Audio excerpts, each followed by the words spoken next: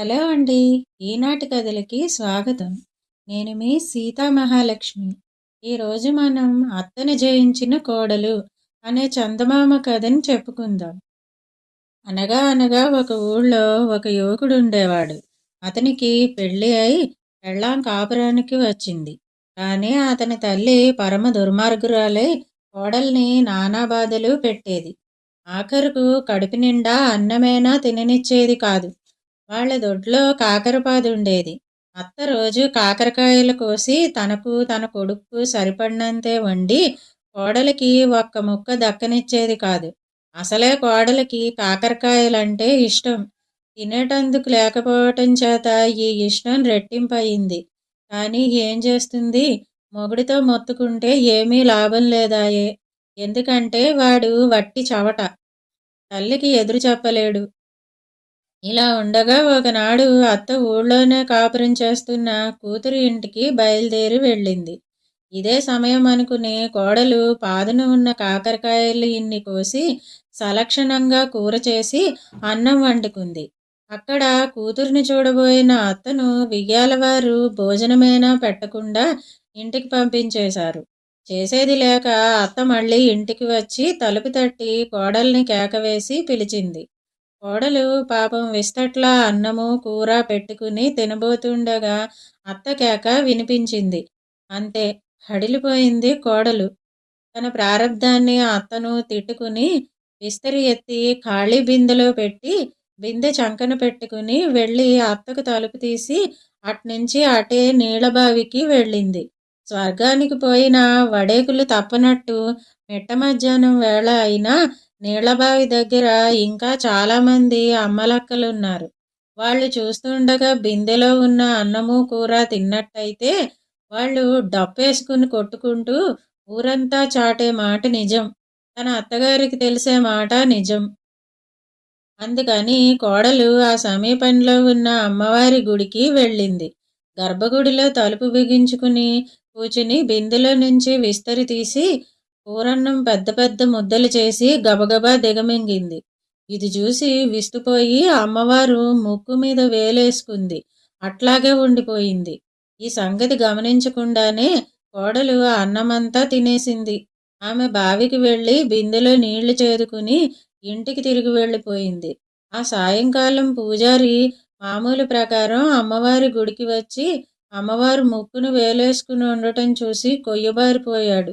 కొంతసేపటికి అర్చకుడు స్పృహ తెలుసుకుని గబగబా రాజుగారి దగ్గరికి వెళ్ళి మొరపెట్టుకున్నాడు.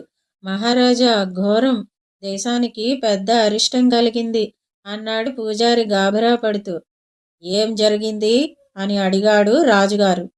అమ్మవారు ముక్కును వేలేసుకుంది అన్నాడు పూజారి. ఈ వింత చూడడానికి రాజుగారు సకుటుంబంగా బయలుదేరి వచ్చాడు. ఈ లోపల ఊళ్ళో వారంతా గుడి దగ్గర చేరారు. అమ్మవారి ముక్కు మీద వేలు చూసి అందరూ నిర్ఘాంతపోయారు. వారు కూడా ముక్కును వేలేసుకున్నారు. ఇది నిజంగా దేశానికి చెరుపే. అమ్మవారి ముక్కు మీద నుంచి వేలు దించిన వారికి 1000 ఇప్పిస్తాను అన్నాడు రాజు. ఎందరో ప్రయత్నించారు కానీ ఏమీ లాభం లేకపోయింది. కోడలు రాజుగారి దగ్గరికి వెళ్ళి అమ్మవారి ముక్కు మీద వేలు తాను దింపిస్తానన్నది. రాజు సరేనన్నాడు. కోడలు ఉత్తబిందె తీసుకుని అమ్మవారి ఆలయానికి వెళ్ళింది. గర్భగుడి తలుపులు మూసి అమ్మవారి దగ్గరికి వెళ్ళి బిందె పైకెత్తి, మొగుడు చాటు పెళ్ళాలుంటారు, అత్తచాటు కోడళ్ళుంటారు. నువ్వేం ఆడపుటక పుట్టలేదా? అత్త కోడలను పెట్టే బాధలేమిటో నీకు తెలీదా? నా అత్త నన్ను పెట్టే హింసలు నీకు తెలీదా? ఏనాడైనా నేను కడుపు నిండా అన్నం తినడం నువ్వు చూసావా? నిన్నే కదా నీ దగ్గర తిన్నాను. ఒకరిని చూసి ముక్కును వేలేసుకునే మాయరోగం ఏంటి నీకు? వేలు దించుతావా? బిందెతో నెత్తి మీద ఒకటి పెట్టమంటావా అని అడిగింది కోపంగా. వెంటనే అమ్మవారు ముక్కు మీద వేలు దించేసింది. పూజారి ప్రాణం కుదుటపడింది. రాజు కోడలికి 1000 పసుపు, కుంకుమ, చీర, రవికే మొదలైనవి కానుకలుగా పంపించాడు. ఇక ఊళ్ళో వాళ్ళు ఇచ్చిన కానుకలకు లెక్కే లేదు. అది మొదలు ఊళ్ళో వాళ్ళు అమ్మవారి జాతరలు మాని కోడిపుంజుల్ని, గొర్రె పొట్టేళ్లను కోడలకే ఇచ్చిపోసాగారు. ఇవన్నీ చూస్తున్న అత్తకి మొహం మొండిచాటంత అయ్యింది.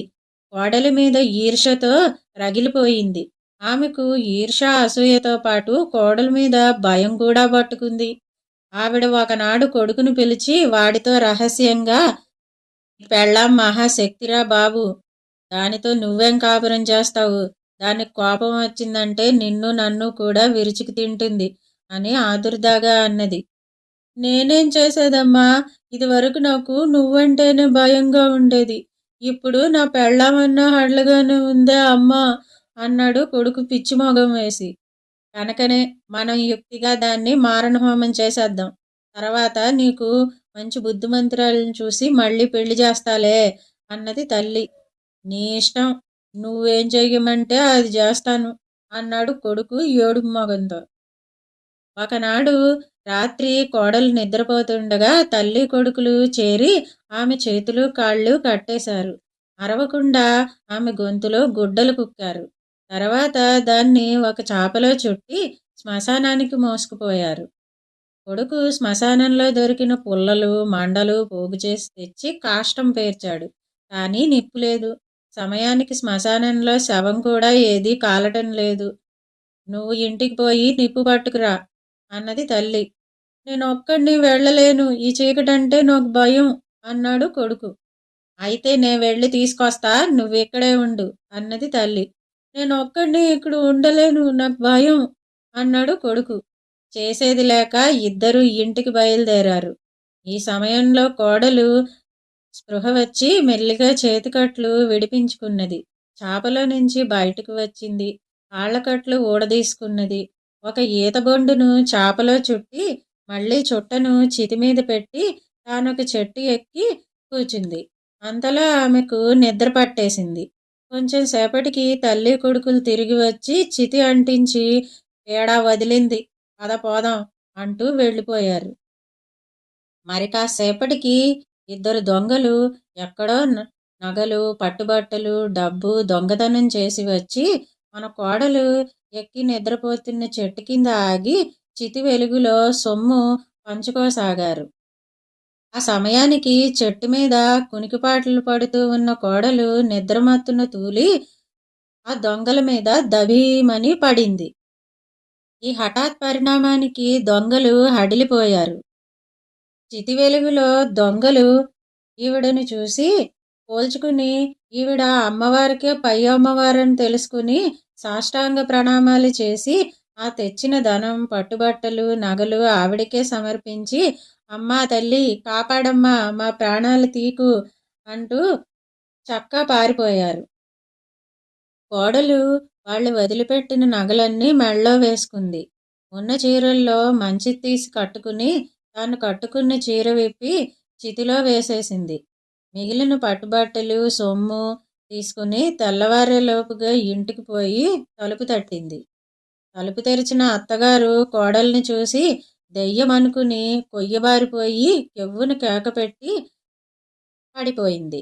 కోడలు అత్తకు ఉపచారాలు చేసి ఏదో విధంగా సృహ తెప్పించి, భయపడకత్తయ్యా, నేను దెయ్యాన్ని కాను, మీరు తగలబెట్టినాక యమదూతలు వచ్చి నన్ను పట్టుకుపోయారు. యమధర్మరాజు నన్ను చూసి దూతలను కోప్పడ్డాడు. అత్తని తీసుకురమ్మంటే కోడల్ని ఎందుకు తీసుకొచ్చారా అని అడిగాడు. కోడల్ని బాధ పెట్టే అత్తల్ని కదా నరకానికి తీసుకురావాలి. ఈ అమ్మాయిని ఇప్పుడే ఇంటి వద్ద దింపేసి అత్తని తీసుకురండి అని చెప్పాడు యమధర్మరాజు. వెంటనే నేను ఆయన్ను బతిమాలి, మా అత్త ఇక మీదట బుద్ధిగా ఉంటుంది, ఆవిడ్ని అప్పుడే తీసుకురాకండి అన్నాను. యముడు చివరకు బలవంతాన ఒప్పుకున్నాడు. తర్వాత యముల వాళ్ళు నాకు ఈ నగలు, పట్టుబట్టలు పెట్టి మన ఇంటి బయట దిగబెట్టారు. ఇది జరిగిన సంగతి అన్నది. ఆనాటి నుంచి కోడల్ని ఏమన్నా అంటే యమదూతలు వచ్చి తన్ను పట్టుకుపోతారేమోనని అత్తకు చచ్చేంత భయంగా ఉండేది. అందుచేత ఆనాటి నుంచి ఆమె కోడల్ని చాలా మంచిగా మర్యాదగా చూడసాగింది. ఆనాటి నుంచి మన కోడల కష్టాలు గట్టెక్కాయి. ఇదండి అత్తని జయించిన కోడలు కథ. ఈ కథ గనక మీకు నచ్చినట్టయితే లైక్ చేయండి. ఈ కథను మీ స్నేహితులకు షేర్ చేయండి. కథపై మీ అభిప్రాయాన్ని కామెంట్ రూపంలో తెలియజేయండి. మరిన్ని మంచి కథల కోసం మా ఛానల్ను సబ్స్క్రైబ్ చేసుకోండి. మళ్ళీ మరొక మంచి కథతో కలుసుకుందాం. అంతవరకు వింటూనే ఉండండి ఈనాటి కథలు.